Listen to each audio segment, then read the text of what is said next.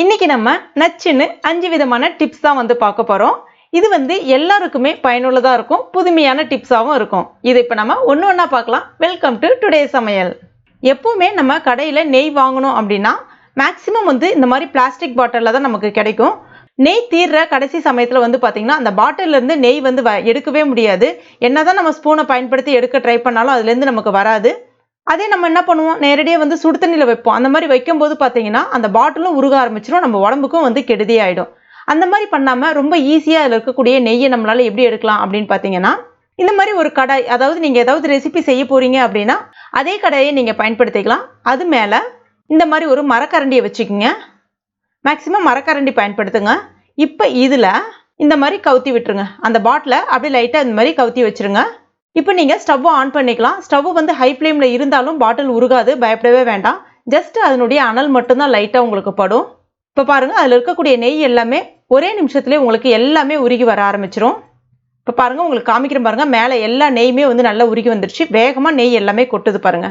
இப்போ உங்களுக்கு நான் பாட்டிலும் எடுத்து காமிக்கிறேன். உள்ள எவ்வளோ கிளீனா ஆயிடுச்சு பாருங்க.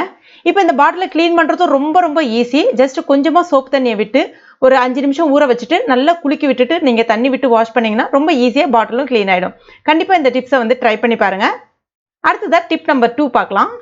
டிப் நம்பர் 2 வந்து கண்டிப்பா வயசானவங்களுக்கு ரொம்பவே யூஸ்ஃபுல்லா இருக்கும். வயசானவங்களுக்கு கிடையாது, ஊசியில நூல் கோக்குறது வந்து பாத்தீங்கன்னா நிறைய பேருக்கு இப்ப ரொம்ப கஷ்டமான விஷயமா இருக்கும். ஏன்னா வந்து அது ரொம்ப அந்த ஹோல் வந்து பாத்தீங்கன்னா ரொம்ப சின்னதா இருக்கும். என்னதான் நம்ம அந்த நூல்ல வந்து சிசரை பயன்படுத்தி நல்லா வந்து ஷார்ப்பா கட் பண்ணிட்டு அதுக்கப்புறம் நம்ம கோர்க்க நினைச்சாலும் ஈஸியா வந்து கோர்க்க வராது. அதுக்கு ரொம்ப சிம்பிளான ஒரு டிப்ஸ் இப்போ உங்களுக்கு நான் சொல்றேன். இப்போ நூலை வந்து இந்த மாதிரி எடுத்துக்கங்க. எடுத்து உங்களுடைய இடது கையில வந்து இந்த மாதிரி போட்டுக்குங்க. அதாவது நூலோட எண்டு வந்து அந்த பக்கம் போயிட்டு இடது கையில இந்த மாதிரி போட்டுக்குங்க. அடுத்ததா ஊசி எடுத்துக்குங்க.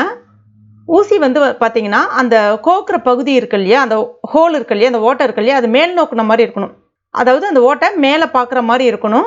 இப்போ அந்த நூல் மேலே இப்படி வச்சுட்டு மேக்சிமம் அந்த மோடான பகுதி, அந்த ஆள்காட்டி விரல் முடியுது இல்லையா, அந்த மோடான பகுதி பயன்படுத்துங்க. இப்போ இந்த மாதிரி நல்லா ஒரு 2-3 தடவை இந்த மாதிரி நீங்கள் ஊசியை வந்து சுற்றி விட்டீங்க அப்படின்னாலே அந்த நூல் வந்து அந்த ஊசியில் வந்து சுழல ஆரம்பிக்கும். இப்படி எடுத்தீங்கன்னா உங்களுக்கு அழகா நூல் வந்து ஈஸியாக கோர்த்துரும். நான் வந்து இந்த இடத்துல உங்களுக்கு ஷார்ட்ஸை வந்து கட் பண்ணாமல் நேரடியாகவே வந்து காமிச்சிருக்கேன். ஏன்னா வந்து சில பேர் வந்து இது ஃபேக்கு, இது வந்து உண்மை இல்லை அப்படின்ற மாதிரி சொல்லிடுவீங்க. அதுக்காக தான்.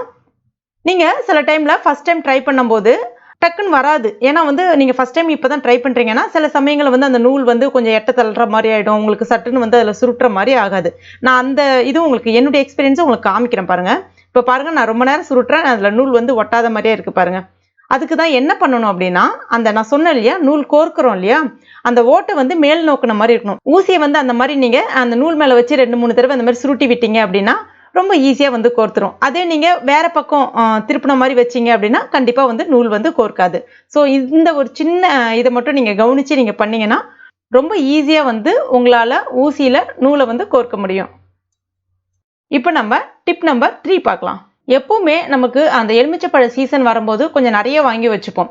அந்த மாதிரி வாங்கி வைக்கும்போது நீங்கள் என்னதான் ஃப்ரிட்ஜில் வந்து ஸ்டோர் பண்ணி வச்சாலும் கொஞ்ச நாளில் அந்த எலுமிச்சைப்பழம் வந்து காஞ்சி போயிடும். இதுவே நீங்கள் ஃப்ரிட்ஜ் இல்லாமல் வெளியில் வச்சாலும் ஜஸ்ட் ஒரு 2-3 நாள்லேயே உங்களுக்கு மேலே எல்லாம் காஞ்சி போன மாதிரி ஆயிடும். அந்த மாதிரி நம்ம ஃப்ரிட்ஜே இல்லாமல் எலுமிச்சை பழத்தை ரொம்ப ஈஸியாக ரொம்ப நாளைக்கு வரைக்கும் கெட்டு போகாமல் எப்படி வந்து பயன்படுத்தலாம் அப்படின்ற டிப்ஸ் தான் நம்ம இன்னைக்கு இந்த வீடியோவில் பார்க்க போகிறோம். பொதுவாகவே எலுமிச்சை பழத்தை வாடாமல் இருக்கிறதுக்காக என்ன பண்ணுவாங்க சில பேர்னா, இந்த மாதிரி ஒரு நியூஸ் பேப்பரில் ஒரு எலுமிச்சை பழத்தை எடுத்து போட்டு இந்த மாதிரி நல்லா க்ரஷ் பண்ணி விட்டுருவாங்க. இதே மாதிரி எல்லா எலுமிச்சை பழத்தையும் பண்ணிட்டு ஒரு டப்பாவில் போட்டு ஏர்டைட் கண்டெய்னரில் போட்டு ஸ்டோர் பண்ணிடுவாங்க. ஃப்ரிட்ஜில் வந்து வச்சுருவாங்க. ஆனால் நம்ம இன்னைக்கு ஃப்ரிட்ஜில் வைக்காமல் பயன்படுத்தலாம். எப்படின்னு பார்த்தீங்கன்னா, இந்த மாதிரி ஒரு பாட்டில் ஒன்று எடுத்துங்க. கண்ணாடி பாட்டில், பிளாஸ்டிக் பாட்டில், எது வேணாலும் நீங்கள் பயன்படுத்திக்கலாம். இப்போ இதில் எலுமிச்சை பழத்தை ஒன்று ஒன்றா சேர்த்துருங்க. சேர்த்துட்டு நார்மல் பச்சை தண்ணி, சாதாரண தண்ணி தான் சேர்க்குறேன், சேர்த்துக்குங்க. மூடி வச்சுருங்க. இது நீங்கள் வெளியிலே, நீங்கள் ஃப்ரிட்ஜில் வைக்கணுன்ற அவசியம் கிடையாது. இல்லை உங்ககிட்ட ஃப்ரிட்ஜ் இருக்குன்னா நீங்கள் ஃப்ரிட்ஜில் கூட நீங்கள் வச்சுக்கலாம். வெளியிலே கூட நீங்கள் ஒரு இடத்துல ஒரு கார்னரில் வச்சுட்டிங்கன்னா எவ்வளோ நாள் ஆனாலும் இந்த எலுமிச்சை பழம் கெட்டு போகாமல் இருக்கும். உங்களுக்கு எப்பெல்லாம் தேவைப்படுதோ நீங்கள் எடுத்து பயன்படுத்திக்கலாம். ரொம்பவே ஃப்ரெஷ்ஷாகவே இருக்கும். சப்போஸ் ஏற்கனவே உங்ககிட்ட எலுமிச்சை பழம் காஞ்சி போய் இருந்தாலும் இந்த மெத்தடை நீங்கள் ட்ரை பண்ணலாம். அந்த தண்ணியில் நல்லா ஊறிட்டு அந்த எலுமிச்சை பழம் பழையபடி ஃப்ரெஷ்ஷாக மாறிடும். இந்த ப்ரௌன் நிறம் அப்படியே தான் இருக்கும். இதே மாதிரி பழைய மாதிரி மஞ்சள் நிறம் வந்து வராது. ஆனால் காய்ந்த எலுமிச்சை பழம் உங்களுக்கு நல்லா ஃப்ரெஷ்ஷாக இருக்கும். கண்டிப்பாக ட்ரை பண்ணி பாருங்கள். அடுத்ததாக நம்ம டிப் நம்பர் 4 பார்க்கலாம். எப்பவுமே நம்ம குக்கர்ல பருப்பு வச்சோம் அப்படின்னா சில சமயத்துல வந்து பொங்கி வந்துடும். அதுக்கு 2 காரணம் இருக்கு. குக்கரோட ஹேண்டில் பக்கம் வந்து பாத்தீங்கன்னா 2 ஸ்க்ரூ இருக்கும் பாருங்க. அதுக்கு மேல அந்த ஸ்க்ரூக்கு மேல நீங்க அதிகமா தண்ணி ஊத்துனீங்க அப்படின்னா நிச்சயமா வந்து பொங்கி வரும். அதனால எப்பவுமே அந்த ஸ்க்ரூக்கு கீழே தண்ணி இருக்கிற மாதிரி பாத்துங்க. அந்த மாதிரி இருந்துச்சுன்னா உங்களுக்கு மேக்சிமம் வந்து பொங்கி வராது. அதையும் மீறி அந்த மாதிரி பொங்கி வருது அப்படின்னா நம்ம இன்னொரு டிப்ஸ் வந்து பார்க்கலாம். அதுக்கு பருப்பெல்லாம் சேர்த்துட்டு தண்ணி சேர்த்துட்டு இந்த மாதிரி ஒரு சின்ன கிண்ணத்தையும் அதில் வந்து வச்சுட்டு மூடி வச்சிருங்க. இப்போ இது மேலே நீங்கள் வெயிட் போட்டுடலாம். விசில் வரும்போது உங்களுக்கு வெளியில் வரல பாருங்க தண்ணி. இப்போ அந்த தண்ணி எங்கே இருக்குன்னு பார்க்கலாம். இப்போ பாருங்கள், ப்ரெஷர் ஃபுல்லாக இறங்கிடுச்சு. நான் திறந்து காமிக்கிறேன். அந்த தண்ணி எல்லாமே நம்ம கிண்ணம் வச்சுருந்தோம் இல்லையா, அந்த எக்ஸஸ் தண்ணி எல்லாமே அதில் வந்து சேர்ந்துடும். இப்போ வந்து உங்களுக்கு வெளியில் வந்து பொங்கி வராது. சூப்பரான டிப்ஸ் இது, கண்டிப்பாக ட்ரை பண்ணி பாருங்கள். அடுத்ததான் டிப் நம்பர் 5 பார்க்கலாம். மரக்கதவுல வந்து பார்த்தீங்கன்னா நம்ம சாத்தும் போது எந்நேரமும் வந்து சத்தம் கேட்டுக்கிட்டே இருக்கும். சில சமயங்களில் அது வந்து வீட்டில் இருக்கக்கூடிய கபோர்டாக இருக்கட்டும், இல்லை இந்த மாதிரி வந்து மெயின் டோராக இருக்கட்டும், எல்லா இடத்துலையும் வந்து பார்த்தீங்கன்னா இந்த மாதிரி ஏதாவது சத்தம் வருது அப்படின்னா அந்த சத்தத்தை ரொம்ப ஈஸியாக வந்து நம்மளால் ஸ்டாப் பண்ண முடியும். மீந்த சோப்பை பயன்படுத்தி நான் நிறைய டிப்ஸ் வந்து ஏற்கனவே சொல்லியிருக்கேன். நம்ம வீட்டில் வந்து பேக் இருக்குது, பேக்கோட ஜிப்பு வந்து சரியாக மூடலை அப்படின்னா அந்த ஜிப்பில் வந்து இந்த மீந்த சோப்பை வந்து நீங்கள் தேய்ச்சி விடலாம். அதாவது குளிக்கிற சோப்பு மீந்து போயிடுது இல்லையா, அதை பயன்படுத்தி நீங்கள் அந்த ஜிப்பு மேலே தேய்ச்சி விடலாம். அந்த மாதிரி தேய்ச்சி விடும்போது உங்களுக்கு அந்த ஜிப் வந்து ரொம்ப ஈஸியாக ஓப்பன் ஆகும், க்ளோஸ் ஆகும். அதே மாதிரி தான் வீட்டில் வந்து மரக்கதவு, கபோர்டு இதெல்லாம் இருக்கு இல்லையா, மூடும் போதோ திறக்கும் போதோ வந்து பார்த்தீங்கன்னா கீச்சுன்னு ஒரு சத்தம் கேட்கும். அது ரொம்பவே நமக்கு ஒரு டிஸ்டர்பன்ஸாக இருக்கிற மாதிரி இருக்கும். அந்த மாதிரி ஆகக்கூடாது அப்படின்னா இந்த இடத்துல இந்த சோப்பை வந்து பயன்படுத்தி லைட்டாக இந்த மாதிரி தேய்ச்சி விடலாம். தேய்ச்சி விடும்போது பார்த்தீங்கன்னா உங்களுக்கு மூடும்போது திறக்கும் போது உங்களுக்கு அந்த மாதிரி கீச்சு சத்தம் வந்து கேட்காது. அதே மாதிரி வந்து பார்த்தீங்கன்னா மழைக்காலங்களில் புது மரக்கதவாக இருந்துச்சு அப்படின்னா சில சமயங்களில் வந்து உப்பிட்டு சரியான முறையில் அந்த கதவு நம்மளால் மூட முடியாது. அந்த மாதிரி மூட முடியாமல் போயிடுச்சு அப்படின்னா 2 பக்கமே கதவோட நுனி பக்கமும் இந்த மாதிரி மூடக்கூடிய இடத்துலையுமே வந்து பார்த்தீங்கன்னா இந்த சோப்பை பயன்படுத்தி நீங்கள் லைட்டாக இந்த மாதிரி தேய்ச்சி விட்டுட்டு மூடுனீங்கன்னா ரொம்ப ஈஸியாக வந்து மூட வரும். அவ்வளோதான். நான் சொன்ன 5 குறிப்புமே நிச்சயமாக உங்களுக்கு பயனுள்ளதாக இருந்திருக்கும் நம்புகிறேன். பயனுள்ளதாக இருந்துச்சுன்னா இந்த வீடியோவை மறக்காமல் லைக் பண்ணுங்கள். உங்கள் நண்பர்கள் மற்றும் ஃபேமிலி மெம்பர்ஸ் கூடயும் மறக்காமல் ஷேர் பண்ணுங்க. மேலும் இது போன்ற வீடியோக்களுக்கு நம்ம டுடே சமையலை இது வரைக்கும் நீங்கள் சப்ஸ்கிரைப் பண்ணாத நண்பர்களாக இருந்தீங்கன்னா உடனே சப்ஸ்கிரைப் பண்ணிங்க. கூடவே மறக்காமல் அந்த பெல் நோட்டிஃபிகேஷன் சிம்பிளையும் ப்ரெஸ் பண்ணிங்க. தேங்க்யூ. ஒரு பர்ஃபெக்டான டீ எப்படி போடலான்னு தான் இன்னைக்கு இந்த வீடியோவில் பார்க்க போகிறோம். சில பேர் வீட்டுக்கு போனோம் அப்படின்னா அங்கே கொடுக்கக்கூடிய டீ நல்ல மனமாகவும் சுவையாகவும் இருக்கும். அந்த மனம் நம்ம நெஞ்சிலையும் சுவை நம்மளுடைய நாவிலும் நிறைஞ்சிருக்கும். நம்ம வீட்டில் ட்ரை பண்ணால் மட்டும் அந்த மாதிரி டீ சில சமயங்களில் வர்றது கிடையாது. அதுக்குண்டான சின்ன சின்ன டிப்ஸோடு தான் இன்னைக்கு நம்ம இந்த வீடியோவில் நம்ம வீட்லேயே டீ எப்படி போடலான்னு பார்க்க போகிறோம். நான் இன்னைக்கு 2 பேருக்கு தேவையான டீ போட போகிறேன். அதற்கு 1 இன்ச்சு சைஸில் இருக்கக்கூடிய இஞ்சி 2 துண்டு ஒரு ஆளுக்கு வந்து சரியாக இருக்கும். 2 பேருக்குன்றதுனால 4 இன்ச்சு துண்டு எடுத்திருக்கேன். இப்போ இதை ஒரு உரல்ல சேர்த்துக்கலாம். அதுக்கு அடுத்ததா 4 ஏலக்காய் எடுத்திருக்கேன். ஒரு ஆளுக்கு 2 ஏலக்காய்ன்ற விதத்துல 4 ஏலக்காவை சேர்த்துக்கலாம். இப்போ இதை நல்ல அதாவது லைட்டா தட்டக்கூடாது. ஏன்னா அந்த ஏலக்காயில இருக்கக்கூடிய அந்த விதை வந்து நல்லா அடிபடணும். நல்லா மசிஞ்சாதான் உங்களுக்கு அந்த ஏலக்காய் ஃப்ளேவர் அந்த டீல நல்லா இறங்கி நல்ல வாசனையாகவும் இருக்கும். முக்கியமா மைண்ட் நல்லா ஃப்ரெஷ்ஷாக இருக்கும். இப்போ பாருங்க, இந்த மாதிரி அந்த ஏலக்காய் விதை எல்லாமே நசுங்கி வந்திருக்கு பாருங்க. அடுத்ததா ஸ்டவ்ல ஒரு பாத்திரம் ஒன்று வச்சுக்கலாம். இப்போ இதுல 1.5 டம்ளர் அதாவது 1.5 கிளாஸ் அளவுக்கு தண்ணி சேர்த்துக்கலாம். ஒரு ஆளுக்கு 3/4 கிளாஸ் வீதம் வந்து சேர்க்கிறேன். தண்ணி அளவு ரொம்ப ரொம்ப முக்கியம். டீ வந்து கொஞ்சம் தண்ணியா இருந்தா தான் நல்லா இருக்கும். அதுவே காஃபி வந்து நல்ல திக்கா இருந்தா தான் நல்லா இருக்கும்.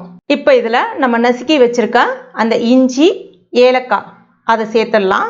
அடுத்ததா 1 டேபிள் ஸ்பூன் அளவுக்கு டீ தூள் சேர்க்கிறேன்.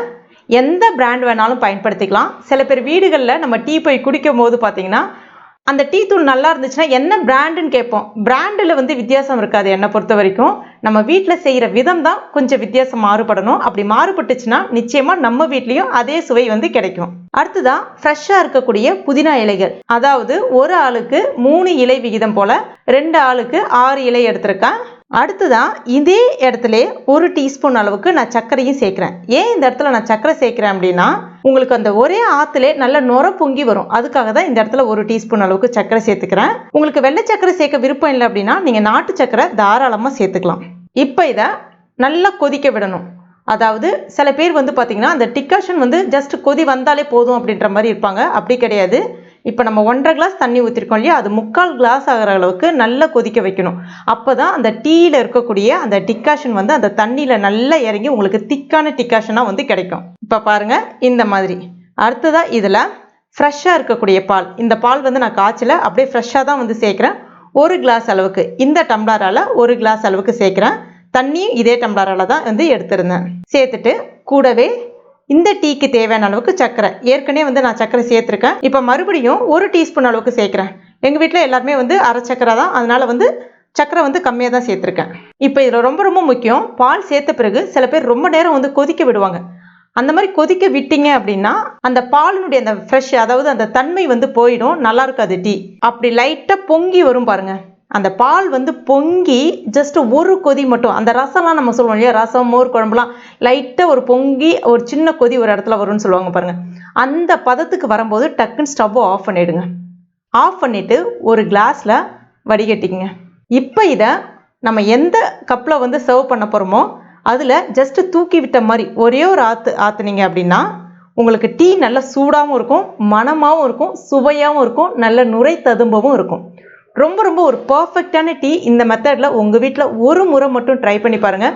திரும்ப திரும்ப இதே மெத்தடில் தான் செய்வீங்க. பர்ஃபெக்டான சுவையோடு இருக்கும்.